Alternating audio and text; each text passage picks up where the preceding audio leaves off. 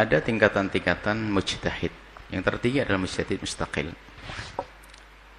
Artinya mustaqil di sini adalah dia berijtihad tentang permasalahan agama dengan perabot-perabot yang mereka sendiri mencetuskannya.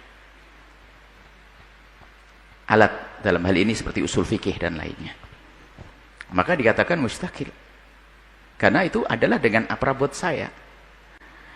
Imam yang datang setelahnya bisa jadi dia punya kelebihan ilmu, tapi dia tidak bisa membuat perabotnya tadi. Makanya Imam Nawawi mengatakan, aku ikut Syafi'i. Karena saya berijtihad kayak apapun, metodologinya adalah saya ikut Imam Syafi'i. Artinya sudah ini peluang, ini adalah keberuntungan Imam Syafi'i waktu itu sebagai orang pencetus yang membukukan usul fikih. Kurang lebihnya seperti itu. Kalau masalah kemungkinan orang hari ini bisa saja kayak Imam Syafi'i, tapi belum ada. Yang hafalannya begini, berapa tahun ngafal Muwatta, umur ini. Kalau orang ngaku-ngaku saja bisa. Jadi bab ijtihad, pintu ijtihad tidak akan ditutup. Tapi siapa yang bisa menguasai ilmu seperti Imam Syafi'i? Seperti Imam Ahmad bin Hanbal. Imam Ahmad bin Hanbal. Ratusan ribu hadis yang ada di otaknya. Bukan di komputer, tidak. Ya. Bukan sekedar adab. Dan memang kenyataannya memang ulama-ulama madhab adalah mereka orang yang Allah beri kepada beliau-beliau adalah perangkat-perangkatnya, perabot-perabot untuk ijtihad, sehingga bagi mereka memang layak untuk menempati posisi tertinggi dalam ijtihad. Dan banyak mujtahid mutlak itu yang seperti Imam Syafi'i, Imam Malik itu banyak. Bahkan dia mengatakan 17 sampai 37. Akan tapi madhab-madhab yang lain itu, ulama-ulama yang lain itu tidak berkesinambungan ilmunya sampai ke bawah. Ini juga dia dicatat, Allah yang menentukan demikian ini. Jadi banyak mujtahid mutlak pada zaman Imam Syafi'i juga ada. Akan tapi kemudian orang setelah itu melihat apa sebab-sebab abadinya ilmu Imam Syafi'i, dan apa sebab abadinya ilmunya Imam Malik, apa sebab abadinya Imam Abu Hanifah, adalah Allah beri ilham dan taufik kepada beliau untuk mengabadikan ilmu dengan mencetak generasi sehingga murid. Jadi murid-murid inti itulah yang akan menyebarkan ilmunya. Murid inti menyebarkan ilmunya. Apakah yang lain tidak punya? Punya, akan tapi muridnya tidak terlalu memperhatikan. Tidak memperhatikan, tapi tidak seperti pengikutnya Imam Abu Hanifah yang punya Abu Yusuf, dan yang punya Imam Syafi'i, yang punya Imam Ahmad sendiri sebagai muridnya. Imam Syafi'i muridnya Imam Malik. Jadi seperti itu.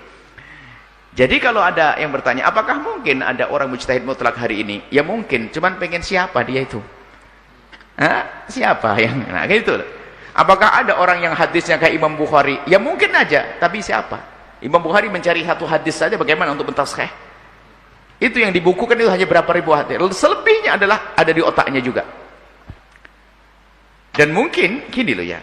Bagaimana hafalan mereka semacam itu, apakah mustahil? Oh, enggak mustahil. Kenapa? Permasalahan tidak terlalu banyak, sehingga kekuatan mereka dalam menghafal belum diganggu. Ibaratnya wadahnya itu belum diisi oleh hal yang lain. Hari ini kita menghafal sudah ingat kejadian di negara ini bermacam-macam. Hari ini sudah berapa masalah masuk otak kita? Ya, bikin hadis lupa nanti. Kurang seperti itu. Kemudian yang kedua memang ada adab dan tata krama. Di samping memang belum bisa, sehingga kalau ada orang mengatakan saya juga mujtahid mutlak kayak Imam Syafi'i, kayak Imam Ahmad, hari ini ada kita tidak boleh taklid, kita istihad, kita juga kuat Imam Syafi'i. Tanya, mana dasar usul fikih, metodologi ente dalam beristihad, istinbat, ente punya? Enggak, semuanya ngintip. Sudah mengintip sok banget. Pakai alat Imam Syafi'i mengatakan saya lebih hebat dari Syafi'i. Siapa ente? Saya lebih hebat dari Imam Ahmad. Saya lebih hebat daripada Imam Malik. Saya lebih hebat daripada Imam Abu Hanifah. Dan Imam Abu Hanifah itu terbentuk seperti itu, bukan beliau lalu propaganda gitu, enggak. Buat pamflet di mana-mana saya imam madhab, enggak ada. Memang begitu keadaan beliau, memang harus dibegitukan. Kenapa? Setiap orang alim yang datang setelahnya hanya terkagum-kagum. Makanya orang akhir zaman enggak kagum, itu kan aneh sekali. Mungkin ada orang ini, kita sama hum rijal wa nahnu rijal. Mereka laki-laki, saya laki-laki. Kadang-kadang dengan sombongannya. Kita bisa, mereka bisa. Tanyakan, cerdasmu kayak dia? Akhlakmu kayak beliau, ibadahmu kayak beliau, hafalanmu kayak beliau. Kalau hanya sedang mengaku-ngaku saja. Mungkin betul, wah teknologi, dulu ada orang menghafal, saya bisa menghafal langsung, tik, lihat internet. Lihat mah, maktabah Syabilah. Bukan begitu. Langsung bisa otak-atik komputer, langsung jadi mujtahid, mutlak. Nggak bisa semacam itu. Di samping itu memang, ilmunya ulama 4 madhab ini, memang luar biasa.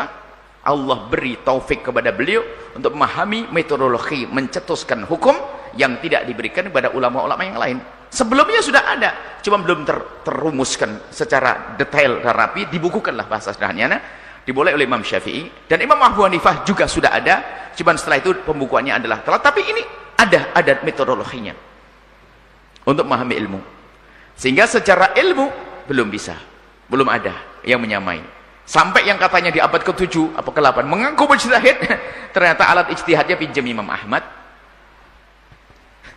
pinjam Imam Syafi'i, sudah itu mengatakan sok banget, hum rijal wa nahnu rijal, mereka orang laki-laki, saya juga laki-laki. Laki-laki apa ente? Mau sok sombong deh. Kayak gitu.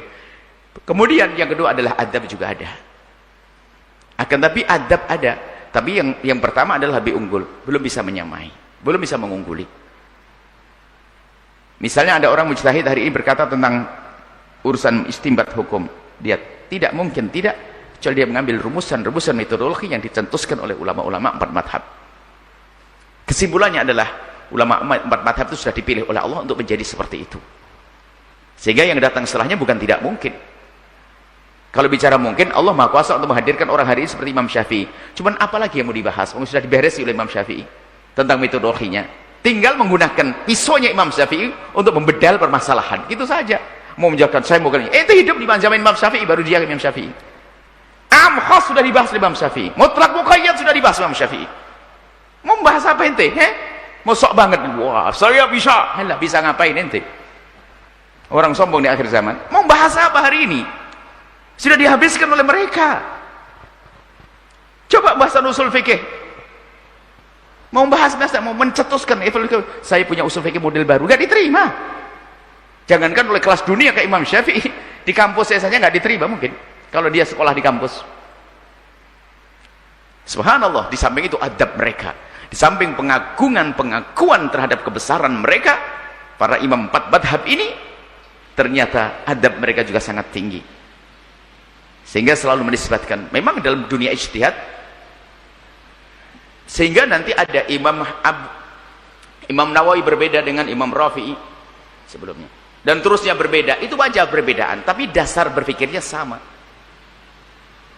Sehingga ada perkata Imam Syafi'i yang dikatakan tidak didahulukan, ada qol qadim, qol jadid. Sebentar Imam Syafi'i mengatakan kolku yang baru ini tidaknya dipakai, yang lama buang. Ternyata ada ulama datang setelahnya mendahulukan pendapat Imam Syafi'i yang waktu di Irak, qol qadim. Kenapa begitu?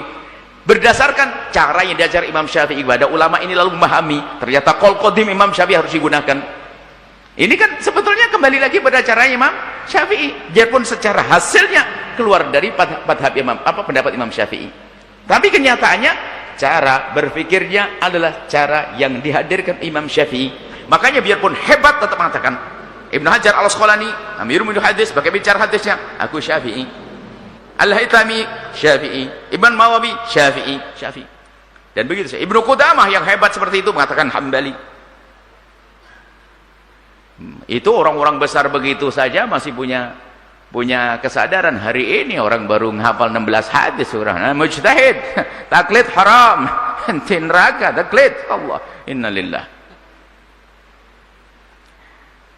Kesombongan menguasai seseorang, langsung mengatakan, dan bahasanya ada, hum rijal wa nahnu rijal, mereka laki-laki, saya juga laki-laki.